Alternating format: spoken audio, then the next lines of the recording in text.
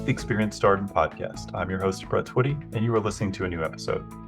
On this episode of the podcast, I'm excited to share my recent conversation with Peter Hamilton. Peter is a JD MBA student in our full-time MBA class of 2024, and he and I recently connected to talk about his MBA journey, what led him to Darden, how he decided to pursue a JD MBA, but also to discuss his experience as part of the recent Summer iLab Incubator cohort. I think you're going to really enjoy this conversation. So without further ado, here's my interview with Peter Hamilton. Peter, welcome to the podcast. Thanks for having me, Brett. How are you doing? I'm doing well. How are you doing? How's everything? Life is great. I always like to say I'm very blessed, and it's been an exciting time getting back to Darden these past couple of weeks. Pretty busy taking classes at both the business and the law school, but overall, that's where I like to be. Mentioned as we were getting started for this conversation, you're in your fourth year of 4 years. How does it feel to be here in the final stretch? Yeah, I was looking at it earlier today, and I am officially in the 20th grade. So two decades. And I went actually straight through from undergrad to graduate school to start at law school before I came to Darden. So this has been 20 straight years of school. So it's been a great opportunity. I really love my time here at Darden, but I'm also excited to get out there and see what's next. Yeah, life after school. That's awesome. Well, let's talk a little bit more about who you are and your background, and then we're going to kind of transition and talk about your startup idea that you have and this summer experience you had in the iLab incubator. But before we get to that, let's talk a little bit more about you. So tell us more about you and your background. Yeah, Brett, absolutely. I think to know who I am, you have to start by understanding my family. It's a pretty interesting story. On my mom's side of the family, she's a Korean immigrant who came to the United States when she was 13, settled in Seattle, Washington. My grandparents actually escaped from North Korea in the 1950s and came to South Korea and made a life there before emigrating to the United States. My dad is Irish from New Jersey, Irish American, and my parents actually met at a St. Patrick's Day party, funnily enough, in New Jersey out there. And from there, that's where my family came from. So I have three siblings, three wonderful siblings, an older sister, an older brother, and a younger sister. And after being born in New Jersey, we actually lived abroad in Germany for a couple of years, came back to the East Coast for a year or two. And then I mostly grew up in Washington State in a city called Bellevue. And that's where I got my first exposure to business. I worked with my dad on a vocabulary testing program. He was really into learning how to program. So he built the program because I did not have any of those kinds of skills as a middle schooler. And my job was coming up with the marketing plan. So we started this company called Panda Vocab, where you get 4 words on the screen in a definition. You'd have to click the ones that matched. As you can tell, a pretty intellectual or nerdy family. And we sold exactly 0 copies of it, but I had gotten my cousin to come in and design the artwork for it. And Bellevue is a very entrepreneurial place. It's where Microsoft was based and Amazon. And so I got exposure to all of that growing up. And when I went to the East Coast, back to the East Coast for college, I went to Georgetown and I studied government and was an entrepreneurship fellow. And in that place, I then got that same taste and feeling for business and law and trying to figure out how those things came together. And that was really what brought me to the point where coming to graduate school, thinking about, all right, what do I want to do next? How do I work in this space where I've lived in a place where I've covered a lot of different places. I've lived in a lot of between two different worlds. There's a lot of way that people who are biracial think about their life. But for me, it was biracial, bi-coastal, grew up in different countries, had these different interests, and trying to figure that all out and come up with a cohesive person that is Peter was a big part of my journey when I got here for graduate school. So you mentioned you originally started as a law student and now you're a JD MBA student. When you started down that law path, did you have an idea that you might want to do an MBA as well? Yeah, absolutely. I had actually picked my law school based on where I thought I could get the most out of the joint degree program. So when it came to selecting where I wanted to end up, it was a big factor for me to know about Darden, its history, its experience, and its reputation. And when it came to making that decision, I came to law school, did 2 years at law school, and applied to Darden actually during those first 2 years. And when I was making that decision and thinking about where I wanted to go and what community I wanted to be a part of, it was really important to me to be a part of a community that was focused on being academic in terms of actually focusing on learning and getting a lot of hands-on experience and understanding the language of business, and also being in a place that was known for being very collegial. It's important to me to be in a community that's focused on developing relationships with one another that are positive and uplifting and supportive. And I was really glad to find that at Darden. The intersection of law and business is an interesting place to operate, right? They're two very, in some ways, niche areas where what you learn in a business school program is going to be very different from what you learn in the law school program. But I think where I found value in both schools, and especially at Darden, is in learning how to think and how to approach problems. When it comes to what you learn at business school, there's what you learn inside of the classroom, right? Which is what's a balance sheet, or what's a credit or a debit in accounting, or how do you develop a marketing plan? Things that are valuable when it comes to starting a business, understanding strategy and how to develop that. But another key thing was the process of learning and how to operate in that process.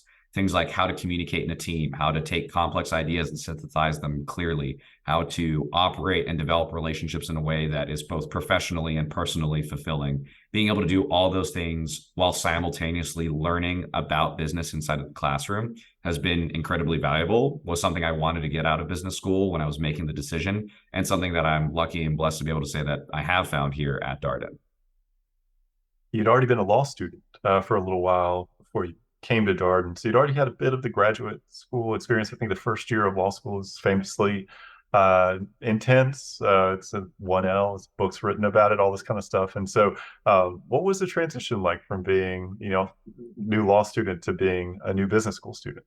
Yeah, absolutely. The first year of law school is notorious for being, I don't know if the right word is insane, but for being quite difficult. It is definitely a beast and a grind. And you learn a lot, just the same way as I mentioned about through the Darden and business school experience. You learn a lot through that experience, especially about how to take a lot of complex information, synthesize it, engage with it, try to understand it, and engage with really high level complex issues and ideas. And for me, funnily enough, and I always get made fun of for this, but I say that I worked harder in my first year of business school than I ever did in law school. And everyone always laughs when they hear that. And they said, that's the wrong way to go. Like, you totally messed it up. Business school is supposed to be the place where you just get to go and have fun with your business school buddies and things like that. But here at Darden, the core, especially if you're somebody who is really trying to learn about business, they give you a lot of substantive meat that you can sink your teeth into. And I found myself really relishing and leaning into the rigor that you could find here. And for me, that was just so incredibly rewarding. Because I've started the startup, I'm not necessarily planning on practicing law immediately after I graduate. And so in that sense, Darden is where I came into, I took all these skills that I'd learned about how to be a student that I'd been building over these years, and especially in a place like law school. And I realized I could apply it to something that I found just incredibly personally interesting and fascinating. And so I actually ended up really working quite hard at Darden, and I found it just to be a wonderful, enlightening experience from an academic perspective. But even just the relationships you build with your classmates. I remember sitting in a learning team room with one of my classmates from Darden, whose name was funnily also Peter. And we were going through everything we had learned in every class. And we'd sit in that learning team room for hours, just scribbling on the whiteboards, all the different formulas and theories and concepts, and looking at that board at the end and saying, like, wow, we really learned something here. And I'm already thinking about how I can apply these to the different companies or nonprofits or organizations that I run and how to be a better leader. That was just incredibly rewarding and fulfilling, if academically difficult.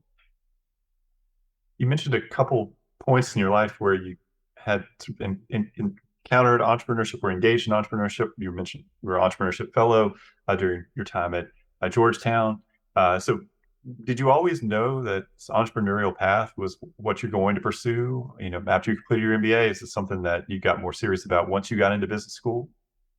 I think entrepreneurship has always been it had always at least been a hobby. It's been something, a constant thing in the back of my mind throughout my life. I remember I had that story about the vocabulary training program, but I remember also I learned how to fold paper pencil pouches in middle school or something, and I would draw designs on them and try to sell them. I will say my history of being a successful entrepreneur is lacking. I have a lot of failed businesses under my belt. So the vocabulary program didn't sell. The colored pencil pouches made out of paper, those didn't do too well.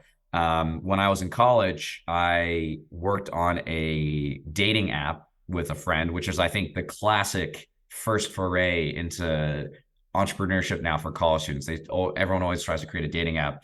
And this app was called Coffee for Two. And the idea was that you would check into a location and get matched up on a blind date with somebody if you were bored and didn't have anybody to talk to. And that one also never ended up getting off the ground. But I've always been interested in coming up with these business ideas. I thought I was going to go into the more government route, and I'm definitely interested in public service at some point. And I studied government, was really big into politics and speech and debate in high school and those sorts of things. But as I've developed into my professional career, I realized the challenges of entrepreneurship and the big questions and ideas that I had were actually intersecting in a way where there are big questions and ideas that come into business and entrepreneurship with a lot of creative space for you to try out new things and do different things. And it was actually at law school where I had my first successful entrepreneurial venture. I had my brother's old camera that he had bought for a college photography class and wasn't using anymore, and he had left it at my parents' house. I took the camera, and I can take fine pictures. I wouldn't call myself a great photo editor or anything like that. In fact, I don't edit the photos, but I had friends who needed LinkedIn headshots, a lot of friends who needed LinkedIn headshots. And so what I ended up doing is I put a couple posters around the law school, and I knew that people really valued having these high quality professional headshots for when they were going into their interviews with these firms, and they wanted a nice picture in a suit with a good background. And I ended up making, a good amount of money after putting up these flyers and just taking a bunch of these pictures of people. And I realized that I love the idea of being able to add value to somebody, and where there's this kind of mutually beneficial exchange where I have this camera, I have this ability to take pictures, and I have the time, and somebody really needs pictures because they're worried about, and they want to make sure that they put their best foot forward when they're communicating with a firm. And that kind of just confirmed to me that was something that was important to me to have in my career, that ability to be creative, that ability to try out new things, and that ability to add value in whatever I was doing. And I really enjoy that feeling in entrepreneurial spaces. And so that was part of what led me to where I am today. Well, let's talk a little bit more about your concept. So you spent the summer working in the iLab here at Darden. Tell us about your concept. Yeah, absolutely. So our company is called External Memory Archive Incorporated. And what we do is we are focused on leveraging generative AI in consumer-facing products. That's the current thesis. Now, functionally, what that means is we're testing out areas where individuals can leverage this new technology that we've been developing to make their lives easier. So we're interviewing a lot of different customers, figuring out what they need. And our first test product is actually an assistant called Emma. If you can see the acronym there, that was part of the wink wink of that name.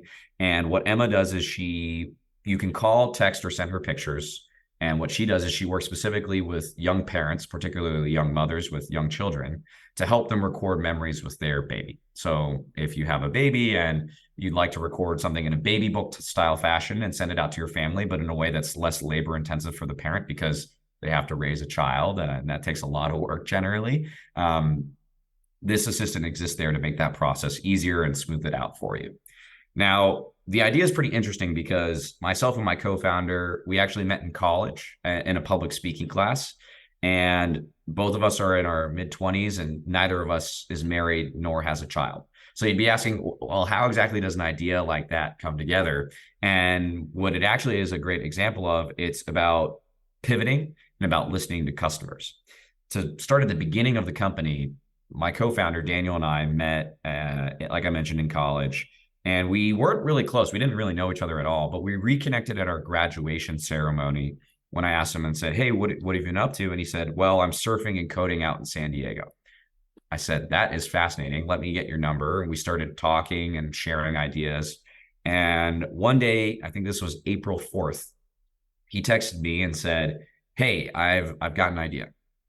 That was it. I said, call me tonight. We get on the phone, and he pitches me on this idea of using AI and building out a personal assistant that helps you record your memories, just like a journaling device. And I say, this is perfect. This is a great idea. How can I help? This was on a Monday. And he said, I'd love to submit a Y Combinator application. Can you help me submit it? So, in using my business school, law school skills. I said, sure, I'd love to help. When is the Y Combinator application due? And he said, it's due this Friday. So we spent the next 3 days just sitting down, calling every night, working things out on a whiteboard, putting together a business plan and submitting it. And we both kind of knew that the odds of us getting into Y Combinator off of an idea that was 3 days old were uh, not likely, I guess is how we'll put it. But we liked the idea of that pressure to put together a product and think about what we wanted to develop. And so after we submitted an application, we actually took those same materials. I presented them in one of my classes where I was focused on entrepreneurship, but we also submitted it to the Darden iLab Incubator Program, which was another incubator program, and that was specifically based here out of UVA.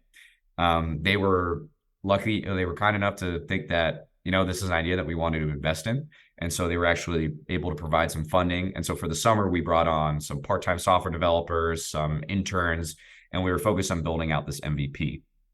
And as I mentioned, the original idea was for a journaling assistant. And so I still get phone calls from Emma every day at 6:30 where she asks me, hey, what have you been up to today? And based on my response, she's actually generating a response that's tied to that. So if I said, I just had a great podcast interview with Brett where I got to talk about my Darden experience, and it was really insightful to think about my time here and those sorts of things. Emma is smart enough to be able to respond. It's really great that you were able to share about that. What were some of the key takeaways from that interview? And she's writing everything down for me and recording it and storing it in the cloud for me, which is really useful. But we realized when we were starting to develop this beta and send it out to customers that not everybody is necessarily interested in taking a phone call from a robot every day and talking to it, even if it does sound and talk like a human. But what happened is as an entrepreneur, part of your job is to pitch it, right? And to talk to people about it and get feedback on it. And so what we were doing is we were going around and I was just talking everybody's ear off about this new thing that we were building and the tech stack that we were developing. And I was actually out for drinks with one of my friends from law school and his sister-in-law who had a young baby. And as I was telling her about this device and assistant that could help you record your memories, she went, wow, that would be so great if I could do that for my baby because I want to record my memories with her. And when I heard that, my ears perked up and I started talking to other friends that I had with young babies. And we realized that there's this whole space called baby books where parents are trying to record memories with their children, but oftentimes it's a struggle because of the difficulty to sit down and make the time to record things. And so we realized that we could take our existing tech stack, this personal assistant that you could call and talk to, and that would record your memories for you and apply it towards a specific use case. Now, like with all entrepreneurial ventures, this is a hypothesis that we're developing about a potential way to add value and a potential way to capture value for ourselves and for the company. We're still testing it out to this day. We're building out the MVP right now, and it's been an absolute blast applying all the lessons that I've been learning within Darden to this business venture. We'll see if it ends up taking off. Obviously, I would love to see that happen, but statistically, the odds are unlikely. And given my track record, we'll see if that track record continues. But at the same time, it's been a great learning experience to, one, apply the lessons that I've been learning within Darden, and then being able to take the problems that have arisen within the startup and bring those to my mentors and peers within Darden and say, well, I have this problem. How do I solve this? Or we're trying to build for this, but I don't know how to engage with that situation. And it's something that's been consistent in my life and not just tied to this startup. I run a nonprofit also outside of school, and I've been able to leverage the business processes and strategies that I learned about through Darden there. And it's just something where the Darden mentality and the skills that you build here shape every facet of your life. And especially in a business environment, it is incredibly helpful and valuable to be able to leverage that kind of education, that kind of experience in the real world when the stakes are high. It's very interesting to hear about how your idea has evolved and how customers or end users have helped you think about what the product should be. How was the iLab helpful to you as you developed this idea? Yeah, so for one, the iLab was great in providing kind of structural resources about here's the accounting software that we recommend you use, or customer relationship management system, or let's bring in some outside mentors and advisors who you can connect with. But for me, what I took the most value out of was actually the peer network. Several companies within the incubator have gone on to raise successful rounds, have built out really successful products. And so when you're engaging with these entrepreneurs and these peers who are going through the same process, you can learn a lot just by asking them questions. And so it was very common for me to sit down with some of the other founders. We'd go on walks around the Darden grounds, and just talk about what problems are you facing, and let's brainstorm together how we solve those problems. Well, for me, one thing that was particularly fun, one of the companies in the incubator was a roommate matching app called RoomMe. And I was sitting there with one of the founders, and he was walking me through a specific technical problem that he had about the roommate matching algorithm. And this is a bit in the weeds, but it was just fun for me to sit down with him and game out programmatically like how to solve that problem. And then at the same time, a week later, we're talking about, all right, what's our business strategy for expanding into new markets? Or we're talking to this specific partner and we need to figure out how do we present our business model to them in a way that makes sense? Or what is our specific business model in terms of, do we engage with the roommates? Do we build a platform? What does that actually look like? And so being able to talk with them and see how they approach those situations, provide some advice, but also to see the steps and pathways that they're taking. Entrepreneurship can be very intimidating because it's a very big ocean and you are a very small fish sometimes. And so it can be unclear what direction you should take or where you should go. So just like fish in the ocean, it's helpful to have a school. And so when you're with that school, you can trade best tips and practices. You can learn from each other about what to do. And it's also just comforting. Entrepreneurship can be a very lonely journey. If I didn't have my co-founder, if I didn't have these peers that I could talk to and lean on for support, if I didn't have the mentors and advisors that I'd gotten through iLab and through my experiences at Darden, it definitely would have made the journey a lot harder. And it already is hard, right? So that's something where the resources that were provided, the infrastructure, were invaluable to helping the company develop and grow, and especially as it was in this learning and development phase.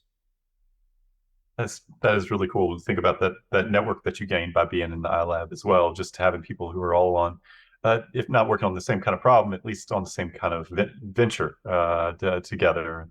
Um, I wonder, you're in your final year of study, as we discussed at the top, taking some law classes, taking some business school classes at this time. What are you looking forward to in this coming year?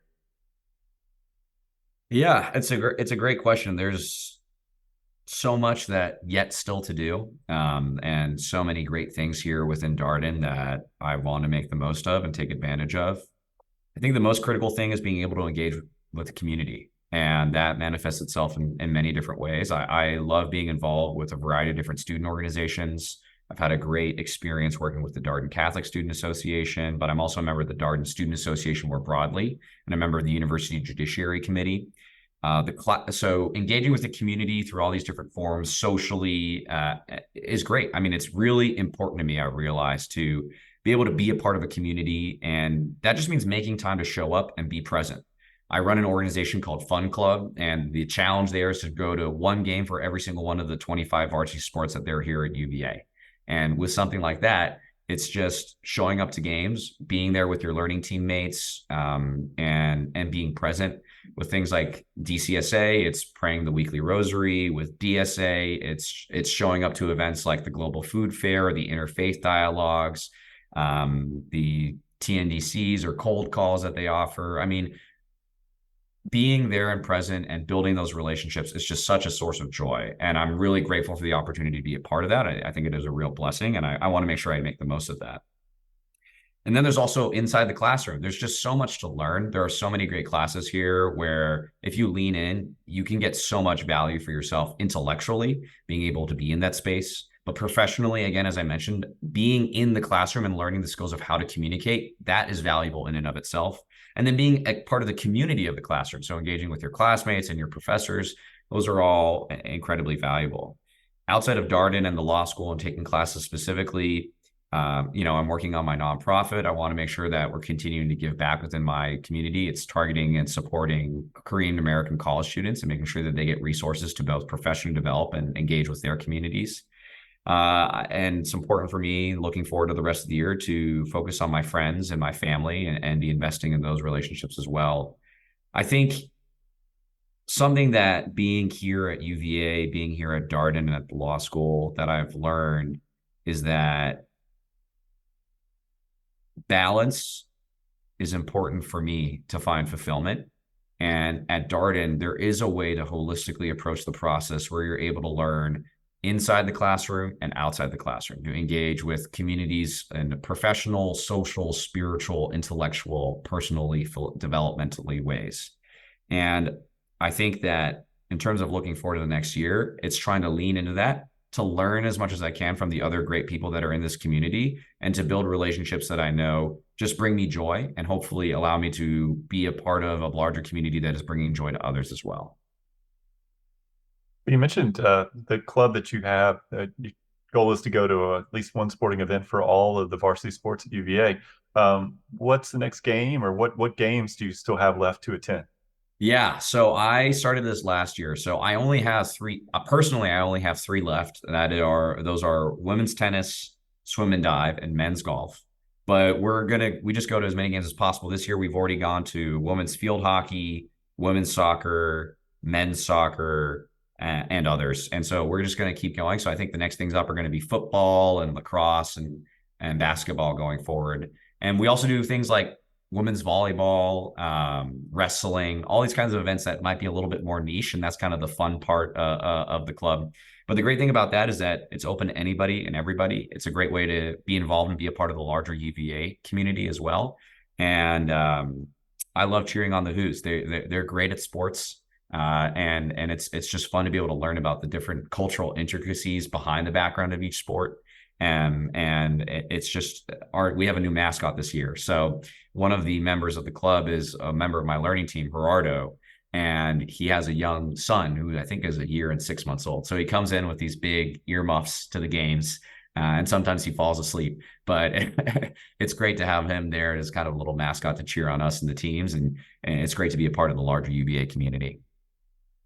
Yeah, and some of those fields where those sports are played, not too far from the Darden grounds. You just walk right across the street, right down the street. Don't have to travel too far. Yeah, that's exactly right. We've got world-class facilities. We've got a softball park, a grass field for lacrosse and soccer, and a great baseball stadium where I've been to several games. And this is a world-class institution, and it's a pleasure to be able to take part in all the things that means. Well, you mentioned after graduation, you're going to continue on this entrepreneurial path. So it sounds like you're going to continue to develop Emma. Other ideas that you have? What does that look like for you? Yeah, so the JD MBA path is pretty interesting. I think the standard path for most JD MBAs is to work in law for several years. I had a great experience when I was out in Palo Alto at a law firm called Cooley that specialized in emerging companies and venture capital. Really enjoyed working with the firm, but I ended up deciding that I think I wanted to pursue the more business-focused route. If for some reason the startup takes off and we start generating revenue and we can raise around and I can pay for my salary to cover my student loan payments, right, then I'm happy to look at that full time. But I'm also looking and recruiting for various opportunities as well. I think I always like to say I'll go where the good Lord sends me. So we'll see what he lines up. But I'm interested in a variety of different roles focused on operations and business strategy, chief of staff roles, business development, product management. One of the difficult blessings of going to a place like Darden is that sometimes there's too many opportunities to choose from. And the difficulty is choosing the path that you want to go down. I know friends they had options in consulting and investment banking and general management. And that is one of the reasons you come to a place like Darden, right? Is to develop yourself up so you have these kinds of professional opportunities. So I'll say this to you, Brett. If you hear of anything or meet anybody that you think I should meet or talk to that you think would be great to learn from, I'm all ears. Keep that in mind, Peter. I can't say most of the time on the podcast, we're just talking to current students, faculty, staff, occasional alum. So you never know. We'll rule that out. So last question for you. You previously joined us for a conversation about the learning team experience for a full-time MBA and asked you for a piece of advice then. But I wonder, here you are now in your final year of study, a few months since that last conversation. Anything you'd encourage our prospective student listeners to keep in mind as they go forward on their own MBA journeys? It's a great question. I think the number one piece of advice that I have is the greatest self-limiter that you should focus on in your life is yourself. There are always going to be large obstacles and challenges that come about as a result of things outside of your control. But the number one thing that is probably limiting you that you do have control over is yourself. And an area that I have tried to grow in here over the past several years, and where I have learned a lot, is that through the application, and this has just been by looking at my peers who I respect so much, and especially those who I want to emulate, the ones who are most successful and the ones who are able to live lives that I hope to live are the ones who are able to apply discipline inside of their own life, and who take control of the things that they do have control over, and the wisdom to let go of the things that they don't. And so in that sense, you never know where you're going to end up, whether it's at a great place like Darden. I hope everybody who listens here is able to come, that wants to come. But for those who pursue different avenues, or for those who do come here and are looking for, how do I get the most out of this?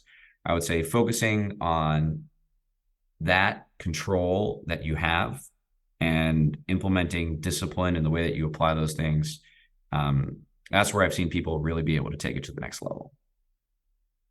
All right, channeling the serenity prayer here for this piece of advice. I appreciate that. The wisdom to recognize the difference between those things you can and cannot control. So, well, Peter, best of luck with Emma and your startup. Forward to hearing more about that, and best of luck on your final year of study. I know that's always a bittersweet time for all of our students. Thanks again for coming on the podcast.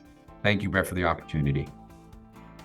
And that was my interview with Peter Hamilton, a JD MBA student in our full-time MBA class of 2024. As always, if you have any comments, suggestions, requests, anything you'd like for us to cover here on the podcast, we're all ears. We can be reached at Darden, that's DARDEN, @virginia.edu. Until next time, stay safe, be well, and thanks for listening.